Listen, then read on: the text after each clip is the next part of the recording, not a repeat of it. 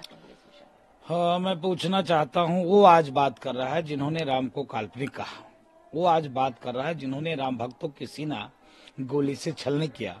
वो आज बात कर रहा है जिन्होंने हिंदुओं को भगवा आतंकवाद मढ़ दिया दिग्विजय सिंह ने। वो आज बात कर रहा है उन कांग्रेस पार्टी के नेता, वो लोग जिन्होंने राम जी को इतने दिनों तक टेंट में रखने का महापाप किया। आज वो बात कर रहा है देश में लमसम 60 ऐसे कानून हैं जो सनातन को दबाने का प्रयास किया जा रहा है, मंदिरों को तोड़ने का प्रयास किया जा रहा है। 4 लाख से ऊपर मंदिरों को अतिक्रमण करके इन लोगों ने रखा है। आज वो बात कर रहा है धर्म के आधार पर देश को जिन्होंने बांट दिया। आज वो व्यक्ति बात कर रहा है जिनको धर्मशास्त्र के ज्ञान नहीं। आज वो बात कर रहा है जिनके नेता यह कहता हो मंदिर नौजवान जाते हैं लड़की छेड़ने के लिए। आज वो बात कर रहा है जो सनातन को जितना से जितना नीचा दिखाने का कार्य कर सकते हैं उतना काम कर रहे हैं। आज वो व्यक्ति बात कर रहा है जिन्होंने सनातन कोरोना है, डेंगू है, मलेरिया है, टाइफाइड है, क्या क्या नहीं कह दिया। आज वो व्यक्ति बात कर रहा है रामचंद्र फाड़ दो, जला दो, प्रतिबंध कर दो, बैन कर दो। आज उसके भी मुंह खुल गए, आज उसके भी बोली निकल रहे हैं।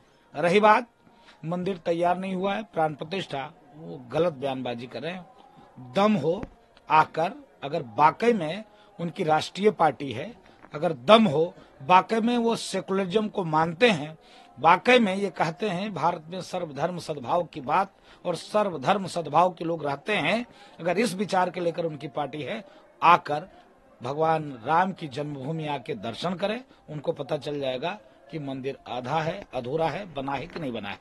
प्राण प्रतिष्ठा जहां पर होना है वो जगह बनकर तैयार है। मंदिर परिसर 67 एकड़ में डेवलप होना है। अभी उसमें और कितने मंदिर बनने हैं। इसके नाते जहां पर प्राण प्रतिष्ठा होना है वो जगह बनकर तैयार है। दूसरी बात ये कि कई शंकराचार्य जो हैं वो नहीं आ रहे हैं इस प्राण प्रतिष्ठा में। इसको लेकर भी कई सवाल उठ रहे हैं, क्या कहेंगे? कोई बात नहीं, शंकराचार्य नहीं आ रहे हैं तो क्या हो गया?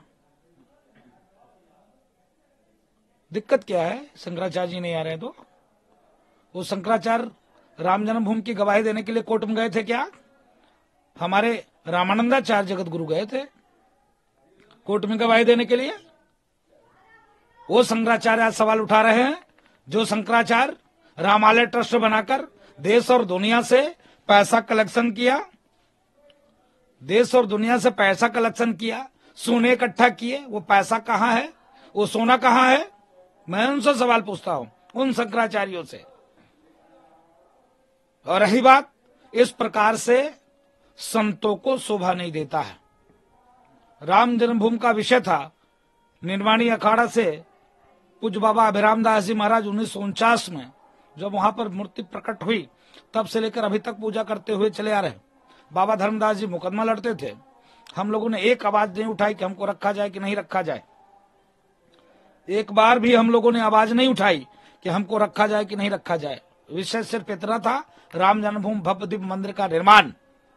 लेकिन आज समझ में नहीं आ रहा है कि एक कांग्रेसी मानसिकता से ग्रसित लोग इस प्रकार से प्रोपोगंडा कर रहे हैं।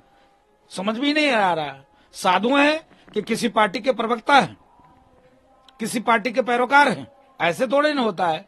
जिस प्रकार से भव्य दिव्य नव राम जन्मभूमि मंदिर का निर्माण, मैं उन शंकराचार्यों से पूछना चाहता हूं, जब राम जी के इतने दिनों तक टेंट में रखा तो आपने सवाल क्यों नहीं खड़े किए? आप उसकी लड़ाई क्यों नहीं लड़े?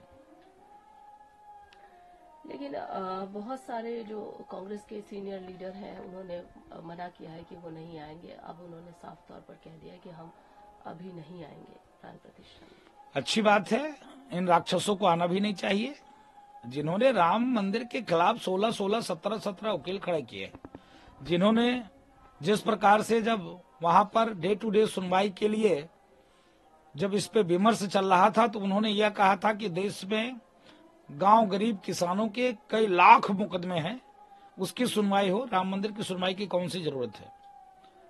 जब आदेश आना हुआ उसके बाद उन्होंने कहा कि फायदा बीजेपी को मिल जाएगी, इसलिए मंदिर का निर्माण अभी ना हो। जब मंदिर का निर्माण चल रहा था इन लोगों ने कहा कि जबरदस्ती बनाया जा रहा है। कौन मतलब है यहाँ पर मंदिर बनाने का? ऐसे ऐसे शब्दों का प्रयोग किया इन लोगों ने। आपने देखा होगा काला त्रिपाल ओढ़कर ये लोग मातम मना रहे थे। तो इसके नाते ऐसे गाय के मांस खाने वाले को, रामद्रोहियों को वाकई में नहीं आना चाहिए था। हम लोगों ने निवेदन किया था हनुमान जी महाराज से कि हे हनुमान जी महाराज, आपसे प्रार्थना है कि ऐसे लोग दर्शन करने के लिए न आवे। ये प्रार्थना था। हनुमान जी ने सुना और विनाश काले विपरीत बुद्धि, एक बार इन लोगों को मौका मिला अपने पाप को प्रायश्चित करने के लिए, लेकिन हनुमान जी महाराज ने ऐसी गदा मारी इनको कि इनका बुद्धि शुद्ध हो गया। और उन्होंने कहा मेरी बस की बात नहीं है राम जी तक पहुंचना, क्योंकि ये लोग शुद्ध कालनेमी के वंशज हैं।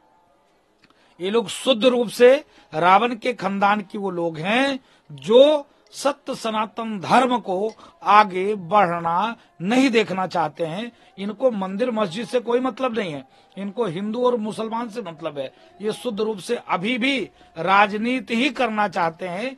एक मौका ट्रस्ट के लोगों ने इनको दिया कि अपने पाप को प्रायश्चित करो, लेकिन उस मौका को भी इन लोगों ने गंवा दिया। ये कोई बेटा बेटी की शादी का निमंत्रण नहीं था, ना तो मेरे पिताजी की 13वीं का निमंत्रण था। ये तो पारब्रह्म परमात्मा भगवान श्री राम की भव्य दिव्य नव मंदिर की प्राण प्रतिष्ठा की निमंत्रण था।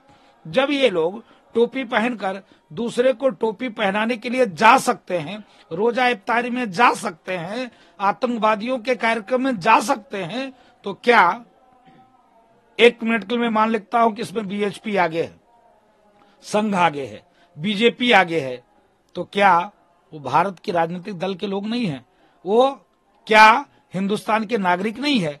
क्या वो धार्मिक संगठन नहीं है? जब आतंकवादियों के संगठन जो देश तोड़ने की बात करता है, देश बांटने की बात करता है, उसकी इटली की महारानी उस कार्यक्रम में जा सकती है, तो कांग्रेस के नेताओं को रोकने का क्या मतलब था? विषय ये है, भगवान राम किसी पार्टी की नहीं, किसी दल की नहीं, किसी संप्रदाय की नहीं, भगवान राम सबके हैं। इन कांग्रेसियों ने हमारे पूज्य शंकराचार्य जी का भी मत भ्रमण कर दिया और उनको भी आने से रोकने का कुचक्र किया, महापाप किया और पूरे देश में एक माहौल क्रिएट करने का कोशिश किया कि हाँ बीजेपी मंदिर का निर्माण कर रही है। तो भाई कौन करेगा? तुमने क्यों नहीं किया? अभी भी वक्त है, सुधर जाओ। घमंडिया गठबंधन के लोगों से मेरा अपील है, आपके चैनल के माध्यम से, अभी भी मौका है। चलो ठीक है, यहाँ बीजेपी आरएसएस आगे होकर कार्य कर रही है, तो अभी भी भगवान कृष्ण की जन्मभूमि पर मामला बचा हुआ है।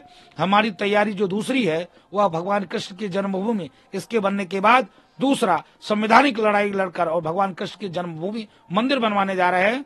हम लोग निवेदन करते हैं कि पहले आप पहुंचिए, क्योंकि अभी प्रधानमंत्री जी एक ही बार गए हैं, इसके बाद आपको मौका नहीं मिलेगा। प्रधानमंत्री जी देश के आजादी के बाद पहला कोई प्रधानमंत्री है, भगवान कृष्ण की जन्मभूमि पहुंचा है। तो मेरा निवेदन है आप लोगों से कि आप लोग अभी भी वक्त है, आइए भगवान कृष्ण की जन्मभूमि और भगवान कृष्ण से क्षमा मांगिए जो औरंगजेब ने हमारे मंदिर को तोड़कर और उस पर शहीदगाह बना लिया है, संवैधानिक रूप से उसको वापस मिले। इस पर आप मेरा सहयोग करिए और हम आपके साथ हैं। नमस्कार, मैं हूं मानक गुप्ता। अगर आपको हमारा ये वीडियो पसंद आया हो तो इसे लाइक और शेयर जरूर करें, और हां, हमें सब्सक्राइब और फॉलो करना ना भूलें ताकि आप देश और दुनिया की कोई खबर मिस ना करें। तो जुड़े रहिए हमारे साथ और देखते रहिए News 24।